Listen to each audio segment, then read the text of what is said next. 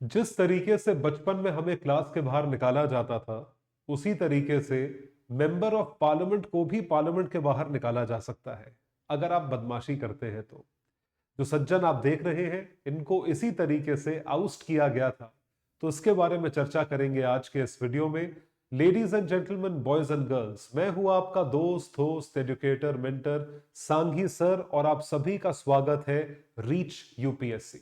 बोलने की जरूरत नहीं है, सब्सक्राइब करें और घंटी वाला बटन भी दबाएं ताकि हमारा प्रोत्साहन बढ़ सके। And please support us by commenting and letting us know कि आप हमसे और क्या क्या देखना चाहते हैं। तो जैसा कि आप देख पा रहे हैं, ये जो एमपी है, मेंबर ऑफ पार्लियामेंट है, राघव चड्ढा साहब, इनको सस्पेंड किया गया था पार्लियामेंट से राज्यसभा के चेयरपर्सन द्वारा। राघव चड्ढा जो है वो राज्यसभा के यंगेस्ट एमपी है। राज्यसभा वैसे भी हाउस ऑफ एल्डर्स कहा जाता है, उसके यंगेस्ट एमपी है। आम आदमी पार्टी की तरफ से इनको मेंबर ऑफ पार्लियामेंट बनाया गया है। राज्यसभा के जो चेयरपर्सन होते हैं वो भारत के उप राष्ट्रपति होते हैं, यानी वाइस प्रेसिडेंट है। वो एक्स ऑफिशियो पोजीशन होल्ड करते हैं राज्यसभा के चेयरमैनशिप की। तो जब भी आप सर्टेन रूल्स को वायलेट करो तो चेयरमैन के हाथ में पावर होती है कि वो आपको संसद से, पार्लियामेंट से आउस्ट कर सकते हैं। और यही चीज जो है ये हुई थी। तो राज्यसभा के जो एमपी है राघव चड्ढा, इनकी सस्पेंशन को रिवोक किया गया। His suspension was revoked. और ये सिंपैथेटिक ग्राउंड्स पे कि भाई एक सिंपैथेटिक व्यू लीजिए कि भाई बेचारा है और उसने माफी मांग ली है, उसके बेसिस पे किया गया।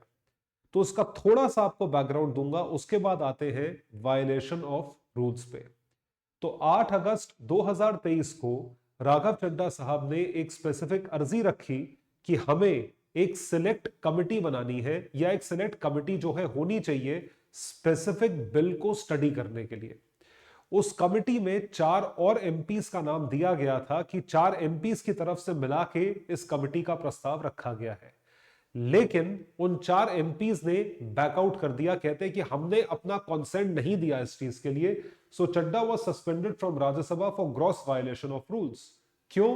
क्योंकि जो मोशन इन्होंने मूव करा था, ये करा था कि बिना उनका कंसेंट लिए इन्होंने इस चीज को आगे कर दिया था। तो इसको कहा गया था forgery and breach of privilege. मतलब आपने फोर्ज करे साइंस या अपने एमपी होने का गलत फायदा उठाया। सो सिलेक्ट कमिटी क्या होती है? एक एडहॉक कमिटी होती है या टेम्पररी कमिटी होती है। एडहॉक कमिटी का मतलब यह होता है कि वो एक स्पेसिफिक टाइम फ्रेम के लिए बनती है, मतलब एक पर्पस के लिए बनती है। वो पर्पस आपने स्टडी करा, वो अचीव हुआ, फिर कमिटी को डिसॉल्व कर दिया गया। So specific purpose such as examining a particular bill. तो जिस बिल के लिए ये कमिटी को इंट्रोड्यूस करा गया था वो था दिल्ली सर्विसेज बिल, या इस कमिटी को प्रपोज किया गया था कि ऐसी कमिटी फॉर्मुलेट होनी चाहिए। और इस कमिटी में जो एक्सेप्टेंसेस थे, उन्होंने कई सारे एमपीज के सबमिट करे प्रस्ताव के रूप में कि यह कमिटी होनी चाहिए। तो procedure the committee is to follow is laid down in the rules. तो रूल 125 राज्यसभा का प्रोसीजर्स में क्लेम करता है, any member may move an amendment that a bill be refer to a select committee, कि bill को select committee को refer करे।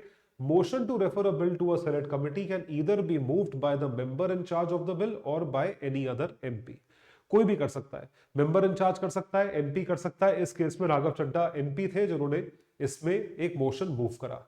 तो where the motion was moved by Chadha. अब पॉइंट ये है, थोड़ा सा आपको ब्रीफ में आपको दे रहा हूं।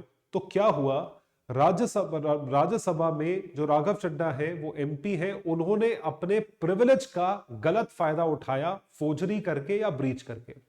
इस वजह से संसद में जो गृह मंत्री है, होम मिनिस्टर है, उन्होंने एक एक्शन लेने के बारे में कहा कि यदि कोई एमपी अपने प्रिविलेज को, जो उनको एक एडेड एडवांटेज दिया गया है, उसको ब्रीच करता है, उसको तोड़ता है, तो उस चीज को तोड़ने के बाद उनका मैटर रेफर करा जाता है प्रिविलेजेस कमिटी को। तो प्रिविलेजेस कमिटी में जैसे 4 एमपीज ने कंप्लेन करी कि उनका नाम जबरदस्ती इंक्लूड करा हुआ है in a propose select committee by Chadha for the Delhi services bill, बिना उनसे पूछे। तो होम मिनिस्टर ने बोला कि यह ब्रीच ऑफ प्रिविलेज है, और प्रिविलेज कमिटी राघव चड्ढा के केस को स्टडी करेगी कि उसने ऐसा क्यों करा।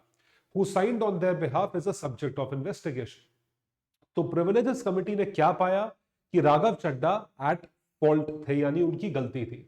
तो उन्होंने क्या करा, intentional and deliberate act of presenting and misleading things, mislead करा, डेलिबरेट एक्ट जानबूझ के, miss representation of the proceedings of the council, जो प्रोसीडिंग्स ऑफ द काउंसिल है उसे भी मिस रिप्रेजेंट करा, अपनी अथॉरिटी का गलत फायदा उठाया, अपनी कुर्सी का गलत फायदा उठाया, and for including the names of members without their consent. ये तो सबसे बड़ी चीज है, और ये आपने करा अपनी कुर्सी का गलत फायदा उठाते हुए।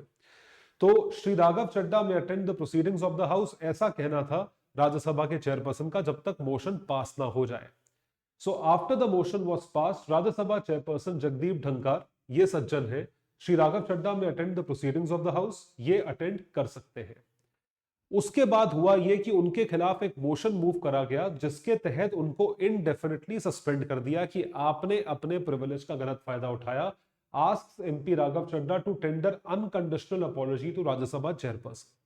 अब मैं आपको इस चीज को स्पेसिफिक टाइमलाइन के हिसाब से बताता हूं। अगस्त में राघव चड्डा को सस्पेंड किया गया था इनडेफिनेटली। नवंबर में राघव चड्डा सुप्रीम कोर्ट को अप्रोच करते हैं कि भाई आप इसमें इंटरवीन करें और आप बताएं कि ये चीज कैसे खत्म हो सकती है, कब मेरा सस्पेंशन हटेगा। सुप्रीम कोर्ट ने बोला राघव चड्डा को कि आप जाके अनकंडीशनल अपॉलजी दें, जो चेयर है हाउस के, और चेयर को यह बोला कि आप इसका जो है एक सिंपैथेटिक व्यू लें, sympathetic view of this matter, ये उनको बोला गया। तो चेयर ने सिंपैथेटिक व्यू लेके इनका सस्पेंशन रिवोक करा। तो वो जो 2 उंगली दिखा के कल घूम रहे थे, वो चीज गलत थी, बिकॉज वो विक्ट्री नहीं है, वो माफी मांगी गई, उन पे दया दृष्टि करी गई, इसलिए वो रीइंस्टेट हुए हैं। SC defers hearing after Rajya Sabha Secretariat said something constructive is being worked. The court deferred the case to December 8. अभी भी पूरी तरीके से डिसाइड नहीं हुआ है, आज 5 तारीख है। लेकिन ये वीडियो जो है, ये इससे और ज्यादा डिटेल में मैं जाना चाहूंगा और बताना चाहूंगा कि क्या चीज है, ये रूल्स कौन से हैं, ऐसे कौन सी परिस्थिति है, under what rules can MPs be suspended from parliament. ये हम राज्यसभा की प्रोसीडिंग्स के रूल्स डिस्कस करेंगे कि ऐसे कौन से सिनेरियोज है जिसमें आपको सस्पेंड किया जा सकता है। पहला रूल है रूल 373 373। तो ये है बिजनेस सेज फॉर लोकसभा, ये लोकसभा के हैं, इसके बाद राज्यसभा के आएंगे। स्पीकर को अगर ये लगता है कि मेंबर ने ग्रॉसली डिसऑर्डरली कोई काम करा है, मतलब गलत काम करा है, may direct such member to withdraw immediately from the house, कि आप विड्रॉ कर दें। लेकिन ये जो विड्रॉल है, ये सिर्फ उस दिन के लिए होता है, reminder of the days sitting, कि आप जितने दिन बचे हैं पार्लियामेंट के, सेशन समझ लीजिए, उस दिन नहीं, सेशन समझ लीजिए, जितने दिन बचे हैं आप उतने दिन वहां पे नहीं बैठेंगे, you will not sit over there, ऐसा इनका मानना था, ये स्पीकर का कहना है रूल नंबर 373 के तहत। उसके बाद लोकसभा में ही to deal with more uncooperative members, जो उससे और आगे चले जाएं, उनके लिए रूल 374 है। ये आ सकता है प्रीलिम्स में, रूल्स पूछे जाते हैं। 374 ये क्या कहता है कि name of a member who disregards the authority of chair, chair ने बोला बैठ जाइए, चेयर ने बोला ये काम मत करिए, आप वही काम करो, और abuse the rules of the house by persistently and wilfully obstructing, जानबूझ के अगर आप ऑब्स्ट्रक्ट करते हैं ये चीज। If a member is so named by speaker, speaker shall on a motion being made forthwith put the question that the member naming such member be suspended from the service of the house for a period of not exceeding the remainder of the session, यानी उस session के लिए आपको suspend कर दिया जाता है। And finally a member suspended under this rule shall withdraw from the president of the house, कि वो हाउस में नहीं अटेंड कर सकते, ये 374 कहता है। तो 373 में आप स्पेसिफिक डेज के लिए सस्पेंड होते हो, 374 में आप पूरे सेशन के लिए सस्पेंड होते हो। 374 ये भी लोकसभा के रूल्स है, इसमें आपके खिलाफ बहुत जबरदस्त एक्शन लिया जाता है, क्योंकि ग्रेव डिसऑर्डर, बहुत ज्यादा बदतमीजी, बहुत ज्यादा जो है आपने पार्लियामेंट की प्रोसीडिंग्स को डिस्टर्ब करा है, coming into the well of the house or abusing the rules of the house persistently and willfully obstructing, जब आप नारे लगाते हो, स्लोगन्स लगाते हो, चप्पल फेंकते हो, पैसा उड़ाते हो, ये सब चीजें ग्रेव डिसऑर्डर में आती है। ऐसा मेंबर ऑटोमेटिकली सस्पेंड हो जाता है, चेयर पे नहीं, from the service of the house for 5 consecutive sittings of the reminder of the session whichever is less. तो ग्रेव डिसऑर्डर में 374 ए आता है। फिर आती है राज्यसभा की बारी, रूल नंबर 255। अब देखिए राज्यसभा के चेयरपर्सन के पास भी सिमिलर पावर्स है, क्योंकि वहां के भी एमपीज ऐसे ही बिहेव करते होंगे, राइट। तो वहां पर भी ग्रॉस डिसऑर्डर होता है या ग्रेव डिसऑर्डर होता है, तो gross disorderly to withdraw immediately from the house, कि इमीडिएटली आप वहां से विड्रॉ करें अगर आपने कोई चीज वहां पे आपने डिसऑर्डरली करी है या बिना आप ऑर्डर के खिलाफ चले गए हैं। 256 कहता है name a member who disregards the authority of the chair और abuses the rules of the council by persistently and wilfully obstructing business. Same, और ये जो है for a period not exceeding the reminder of the session, जितना session बचा है उतने के लिए आप ये चीज करते हो। तो हाउस में by another motion terminate the suspension, ये सस्पेंशन को टर्मिनेट भी कर सकते हैं। सबसे अहम सवाल आता है इस पर्टिकुलर केस में, क्या कोर्ट इंटरवीन कर सकता है? कैन द कोर्ट्स इंटरवीन, मतलब कोर्ट्स जो है क्या वो बीच में आ सकते हैं? ये देखने वाली बात है। मतलब एक एमपी को राज्यसभा के चेयरपर्सन या लोकसभा के स्पीकर ने किसी वजह से सस्पेंड करा, क्या पार्लियामेंट्री प्रोसीडिंग्स के बीच में कोर्ट आ सकता है? नहीं आ सकता। यह कमाल की बात है। The court can not intervene in the parliamentary sittings. तो इसके बारे में कॉन्स्टिट्यूशन पे चलते हैं। आर्टिकल 122 ये बोलता है that the court can not intervene in any parliamentary disorder to inquire into the proceedings of the parliament. इनके ऊपर रिस्ट्रिक्शंस है। तभी आप देखिए पार्लियामेंट में 100 चीजें होती हैं, सुप्रीम कोर्ट कुछ नहीं बोलता। इट फर्दर्स्ट सुप्रीम कोर्ट तब बोलता है जब कोई चीज एंटी कॉन्स्टिट्यूशनल हो रही हो, वरना आप कुछ भी करते रहो, सब कुछ जो है वो अंदर ही है। मतलब वो अगर कोई गलती होगी तो वो लोकसभा के स्पीकर ही देखेंगे और वो वहीं पे रिजॉल्व होगी। तो validity of any proceeding in parliament shall not be called in question on the ground of any alleged irregularity of procedure. कि प्रोसीजर है उसमें इरेगुलरिटी है, वो लोकसभा के स्पीकर है, राज्यसभा के चेयरपर्सन देखेंगे, उसमें कोर्ट का इंटरवेंशन नहीं है। तो अब आप पूछोगे यहां पे क्यों हुआ, व्हाट हैपेंड ओवर हियर, यहां पे ऐसी क्या चीज हुई? तो supreme court quashes 1 year suspension of 12 Maharashtra BJP MLAs. 12 महीने का सस्पेंशन था भाजपा के एमएलए का, उसको क्वॉश करा। सुप्रीम कोर्ट ने रिवोक करा था 2012 में, calling it an irrational act that would impact the democratic setup, leave constituencies unrepresented and help thin majority governments manipulate numbers। तो 12 एमएलएस को आपने सस्पेंड करा। इसमें कोर्ट ने डेमोक्रेसी का सहारा लिया और यह बोला कि डेमोक्रेटिक ऑर्डर को फॉलो करना है तो कॉन्स्टिट्यूएंसीज बिना एमएलए के कैसे चलेंगी, ट्रेन बिना ड्राइवर के कैसे चलेगी, तो आप उनको रीइंस्टेट करें, ऐसा इनका कहना था। Supreme Court calls out Centre over indefinite suspension of Raghav Chadha. अब देखिए ये कॉल आउट करा है, ये कोर्ट ने जजमेंट नहीं दी है। अगर मान लीजिए राज्यसभा का चेयरपर्सन इनकी बात नहीं मानते तो भी कुछ नहीं कर सकते थे, क्योंकि सुप्रीम कोर्ट कॉल आउट कर सकते हैं, बोल सकते हैं। वैसे तो बोलना भी नहीं चाहिए, लेकिन आप उनके खिलाफ केस नहीं कर सकते, जुडिशियल प्रोसीजर नहीं है उस चीज का।